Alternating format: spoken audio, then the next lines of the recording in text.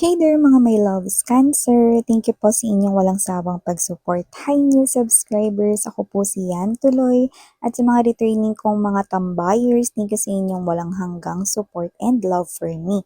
So, kung hindi nyo pa knows, meron pa po tayong other channel. Ang link ay nalagay ko sa description box ng reading na ito. So, kung kayo ay tatambay din dyan, meron tayong yung ina-upload na daily collective readings for all signs. Anumang zodiac sign ninyo, no? Pwedeng-pwede kayong makinig at manood basta just take only what resonates. So, dito mga babes, wala rin po tayong gender, babae, lalaki, LGBT, lahat welcome. Pwede magkapalit-palit yung roles if you want kasi isa naman po itong general reading. And at the end of the day, palagi po kayong may free will na free yung gamitin anytime, anywhere. And yun nga na mga babes, no?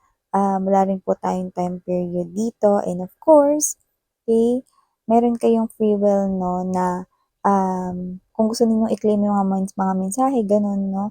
Kung hindi naman, then just leave the rest behind. So, let us see what do we have here for you, Cancer.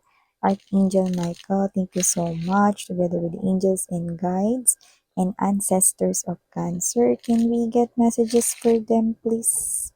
What does Cancer needs to know? Can you please show me? Cross-watchers ni Cancer, welcome din. May Cancer placement sa kanilang natal or birth chart, welcome din. So, let us see. Mga mensahe para kay Cancer. Maaari pong ipakita sa akin.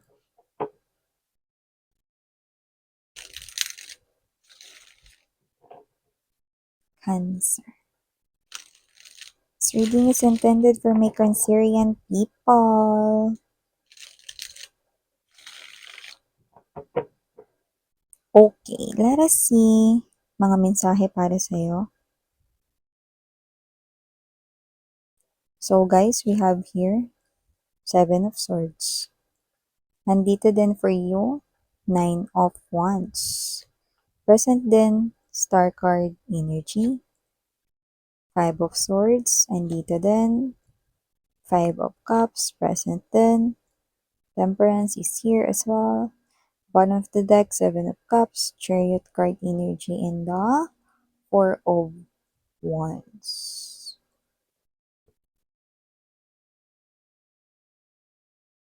Okay. So, nakita ko dito ng energy mga babes, no?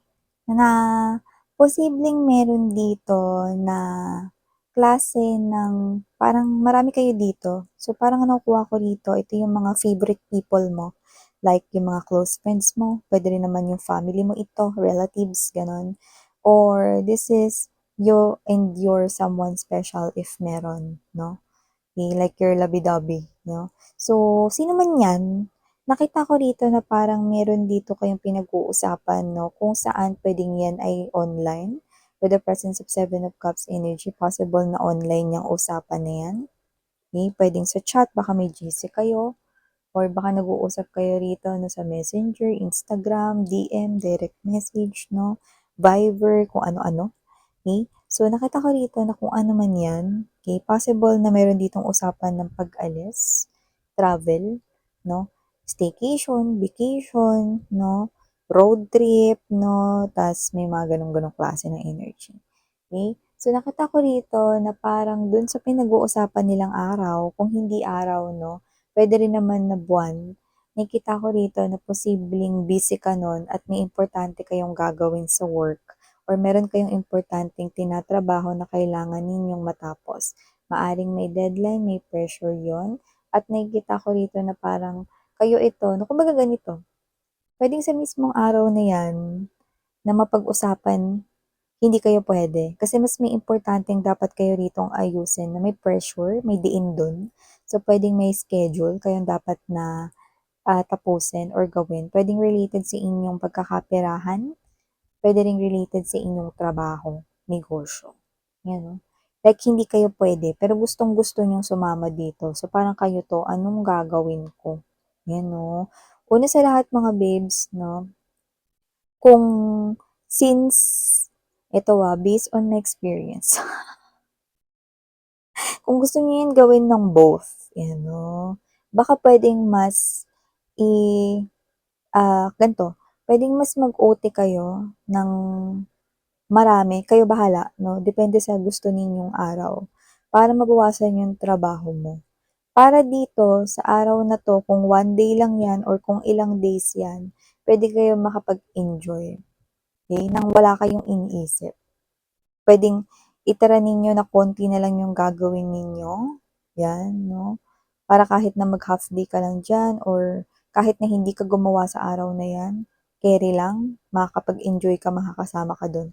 So, parang kailangan mo ritong gumawa ng effort with the Chariot card energy kasi gusto mo talagang sumama pero parang may kailangan kang gawin. So, puwede kang mag-OT 'no, ng ilang araw, gawan mo ng paraan. Kasi dito nakikita ko na parang hindi ka puwedeng umabsent hangga't marami ka pa ritong dapat gawin.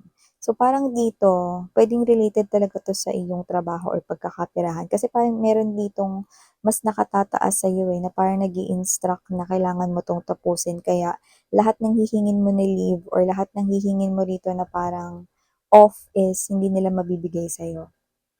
So, nakikita ko rito na 'pag hiningi mo rito na yung parang half day at nakita nila na konti na lang yung gagawin mo, siyempre gawin mo yun ng maayos at, pulido 'no. Yung trabaho mo gawin mo na maayos, nakikita ko rito na papayagan ka nila. So, nakikita ko makakasama ka pa rin diyan at makakapag-relax ka. Actually, maganda pa nga yung mabibigay niya na energy kasi after mong sumama diyan, sa getaway trip na 'yan, road trip man 'yan or ilang araw kayo mag-stay diyan, 1 to 3 days, whatever, kasama yung mga favorite people sa buhay mo or kasama yung iyong labi-dabi dito, para kang na-recharge. Kaya nakita ko rito na mas gaganahan ka na mas tapusin at mas mapapabilis mo pang matapos yung trabaho mo. Kasi stress ka eh, ano, kailangan mo ditong mag-chill, mag-unwind together with your friends 'no, wala ka munang iisiping trabaho or whatever 'pag nandodo'n ka. At 'yun yung mangyayari, like bakasyon lang talaga 'no, parang puwede mong i-off yung phone mo kasi nagawa mo rito ng malaki yung portion yung trabaho mo ng maayos 'no, kaya puwede ka mag-enjoy. Then pagbalik mo, mas mabilis mo pa matatapos 'no. Maaaring makapaglaan ka pa ng time dito 'no, like let's say matatapos mo 'yan ng maayos bago mag-deadline.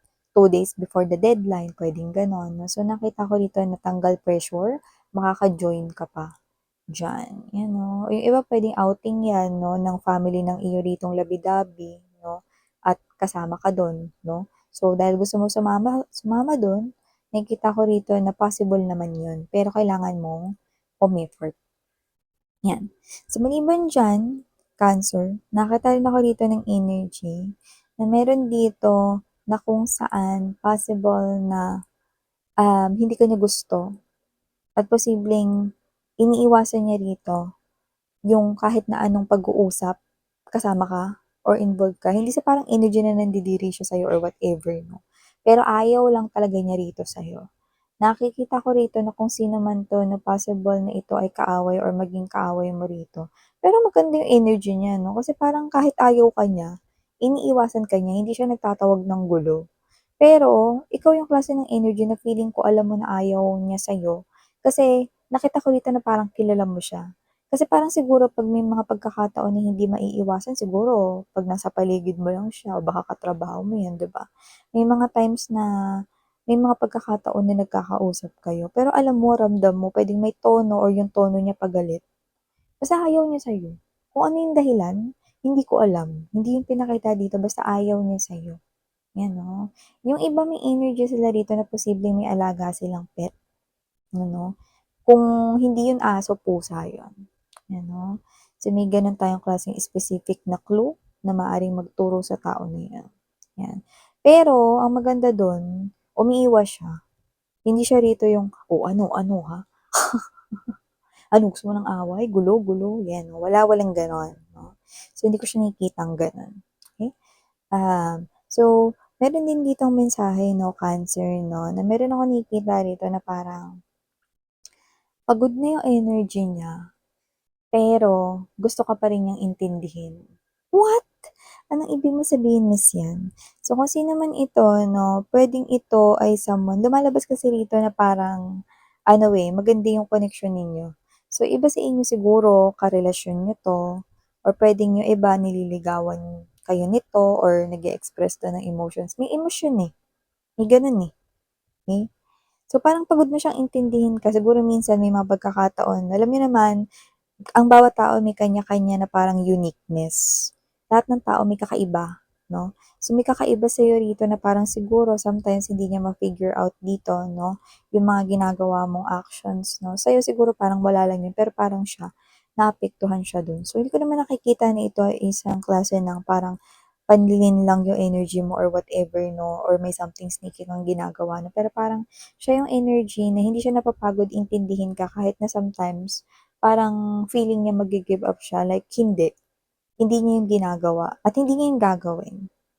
Dahil, alam niya rito na sa lahat ng mga tao sa mundo, siya yung mas nakakaintindi sa'yo. Kahit na minsan di ka niya naiintindihan. So, may energy tayo ron ng concern and at the same time, kahit na parang feeling niya minsan nakakapagod, naintindihin ka, never siyang aalis sa life mo.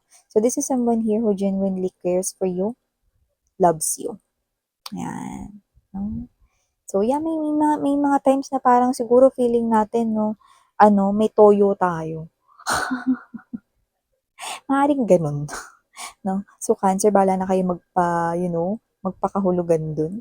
So, maliban diyan dito na muna tayo sa ating wish fulfillment with the star right here 'no, and there's this Temperance energy, beautiful. Meron kayo ditong mina-manifest about love na maaari ninyong ma-manifest bago mag-end of the year 2024 'no. So, maganda ito 'no, kasi parang ito yung pagtatawag ng new energy 'no, na matutuldukan ng inyong single era. At yun nga mga babes, kung sino man siya, maaaring yang tao na yan ay mas mahaba yung pasensya kaysa sa iyo. Yan, no? So, di ko masasabing sobrang ikli ng PC ng pasensya mo, babes. Pero itong tao na to na paparating ng new love, kung may abangers dyan ng new love, mahaba po yung kanyang pasensya dito, no? At siya ang pinapakita dito na itinimpla ng ating bartender para maging destiny mo. Yan. So, meron tayong new love dito para sa ating mga single Cancerian people. And yes, nakakita ko dito ng issue sa loob ng family. Marami yung energy na hindi pa to nangyayari. So, posibleng meron ditong mag-away sa loob ng family members. At ang involved dito ay ikaw. Kung sino, pwedeng kahit sino sa loob ng pamilya ninyo. Yan, 'no. So, nakikita ko rito 'no, na kung pagbabasihan wala akong kinakampihan dito mga mahal at hindi ako bias. Pero lumalabas dito na nasa tama kayo. Sadyang hindi lang talaga marunong umintindi or ayaw lang talagang magpatalo nitong isang family member dahil mataas at malakas yung kanya ritong pride at ego. So, mas nagpapalamon siya dun. So, I think nakikita ko rito 'no, na kaya parang sasabog na rin kayo rito or magagalit kayo rito kasi may yabang dun sa energy niya, walang pagpapakumbaba and parang itong person na 'to never niyang sinabi yung sorry sa kahit kanino, okey? May gano'ng klase ng energy, okey? Kayo humusga kung sino 'yan mga mahal sa loob ng pamilya, kung nagre-resonate 'yan sa inyong mensahe na iyan. And last but not the least, message right here na nakikita ko here for you guys. Meron dito ako nakikita magpe-purchase ng posibleng may gulong. Yan mga babes, 'no? Siyempre ano pa nga ba yun, 'di sasakyan. Tao ba 'to? Tao ba 'to? May gulong? Yan, 'no?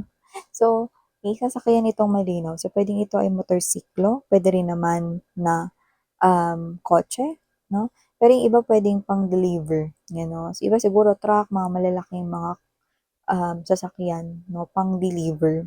So, nakikita ko rito na parang matagal niyo na 'tong iniisip lalo yung mga may negosyo diyan, 'yan. Kasi parang kayo 'to na parang tingin ninyo mas makaka-lessen kayo rito. Kung deliveries 'yan, mas makaka-lessen kayo kung sa inyo na mismo yung delivery, okey? Kasi nga naman magbabayad pa kayo, 'di ba?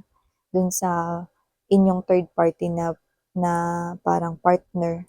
Third party na as in ano ha, kunwari may courier kayo, ta's yun yung naghahatid, nagde-deliver, gano'n.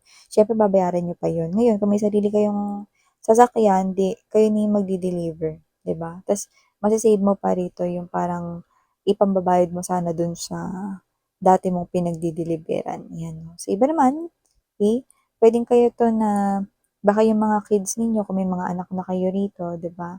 sinusundo ng mga school bus 'no or ganyan 'no. Eh, kung may kotse na rito, eh, puwedeng magamit ito sa pagsusundo sa mga bata. May pakinabang, parang yung pakinabang niya malawak, kaya iniisip niyong bumili niyan. So, hindi naman 'yun magre-resonate para sa lahat, pero iniisip ninyo na mas makakatipid kaysa mag-commute or kaysa mag-avail ng parang, um, service dito 'no, hatid sundo or delivery rito ng back and forth na mga ano, orders 'no, 'yan. So, may gano'n. Or personal use na din, 'di ba? So, para lang rin makatipid sa expenses, mapupunta na lang rin naman sa gas 'no, at puwedeng mapunta sa iba pang mga gastusin 'no, or budget sa bahay. So, yeah, ito yung mga mensaheng nakuha ko here for you, Cancer. Thank you so much sa oras mo. And muli ako po si Yan, Sarang Heal, Love and Light. Annyeong.